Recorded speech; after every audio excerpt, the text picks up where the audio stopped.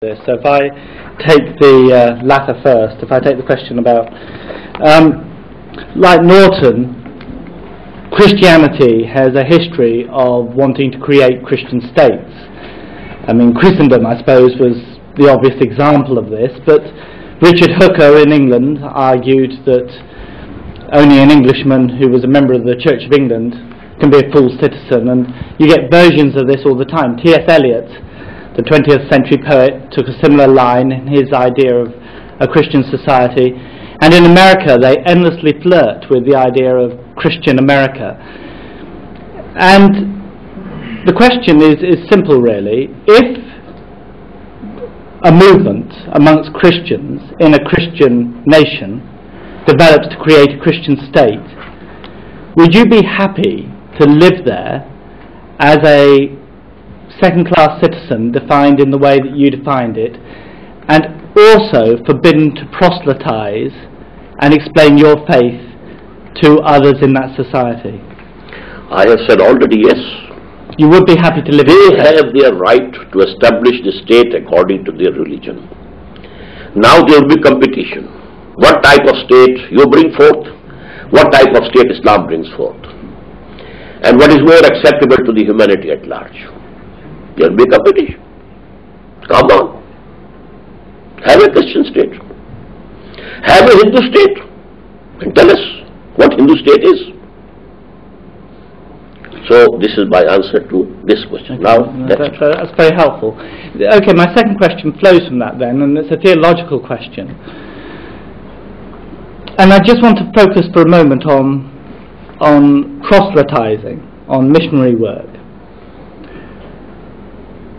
It's because I believe in God, and that God ultimately will not allow that which is, what will be ultimately God will permit, that I don't spend all my time worrying about diversity in society, because the truth will come through.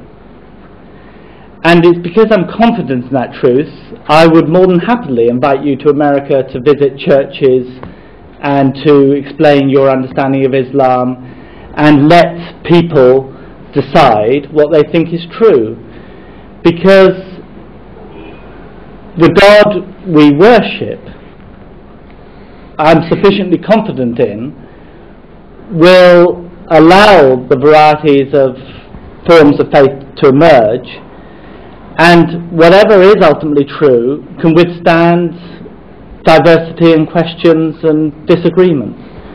And it's almost as if you don't have sufficient confidence, if you don't mind me saying so, in the God you worship, and you fear that if there are other people in society, they will endlessly undermine your faith. Sounds as if you're not that confident that your faith can withstand diverse perspectives. As far as this question of somebody, some Christian coming to our mosque and be allowed to present his case, I think it is not against Islam. What the missions do, they go and address the depressed classes of the society. And there they help them. And they change their faith on this basis, not on their argument. This is a mission. This we will not allow. Number two, because Islam is a state, we can't allow anything which can erode the state. We have to keep the state strong. Okay. Thank you. When we speak about Islamic Ummah is not the same as Islamic State. But you seem to be saying that we need to reconstitute the Islamic Ummah in the modern era by means of an Islamic political system. Now, this is not a new argument, but this is a 20th century argument. This is not a 19th century argument in modern Islamic thought. Take the example of Muhammad Abdu of Egypt, or Sir Ahmad Khan of India that you are familiar with. They never argued on behalf of establishing an Islamic state as a means of reconstituting the Islamic Ummah.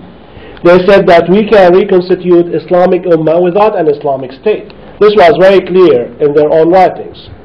Whereas the argument of establishing a political system to safeguard the Islamic Ummah is a 20th century argument appearing primarily with force in the writings and activities of Sheikh Hassan Banna in Egypt, in the writings and activities of, as you know, Maududi in India and later on Pakistan. But this is a novel phenomenon that has to be understood in the context of Islamic responses to colonialism in both situations. Egypt was dominated by the British when the Ikhwan appeared in 1928. India was controlled by the British as well when the Jamaat appeared in Lahore in 1941. So one has to understand that in that sense. But what I'm trying to say that this is true, this is one major Islamic argument, that in order to constitute the Islamic Ummah in the present time, we need to have an Islamic political system. That's to say an Islamic state, such as in Iran. But this is only one Islamic argument, because in the 19th century this argument was not forceful at all within Islamic circles. Actually, what was happening in the 19th century and at the beginning of the 20th century, it was a struggle for freedom. And we were nations. You are using the word Ummah. Where the Ummah exists? There is no Ummah at all. Allama Iqbal was the spokesman for this Ummah, the biggest. But he had to concede in his lectures.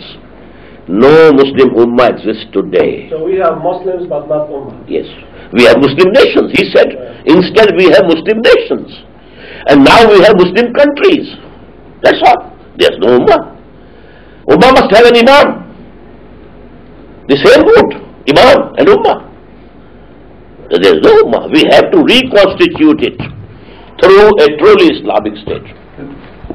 I would like to That's get your That's guidance Helpful. on the second part of your presentation. We haven't talked about economy. I will seek your guidance on some of the points. As you know, there has been a debate about the Islamization of economy in Pakistan. Some kind of interest-free banking was instituted under Ziaul Haq's government in this country.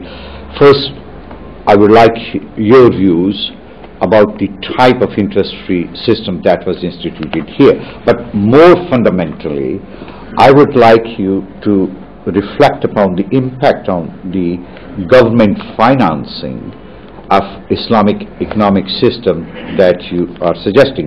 Will an Islamic tax code be capable of funding a modern government? And how does Pakistan's current tax regime based on sales tax, income tax, import-export fit into the Islamic code? And finally, how Pakistan will borrow in international markets? If I can remember, whatever you have said, number one, I don't say that the banking system that was proposed by Zia and later on by the Sharia court is 100% Islamic. There is element of riba and interest in that. Based on Bay' Muajjal and Bay' Murabaha. If you buy this cup cash, it is 10 rupees. If you pay me after 1 month, it is 11 rupees. What is this? Actually, during the monarchy region of Islam, history of Islam, two types of interest and riba entered our fiqh under the influence of the rulers. Number one, this Bay' Murabaha and Bay' Muajjala, it is interest. Number two, the absentee landlordism, it is interest. It's haram. It's haram, forbidden.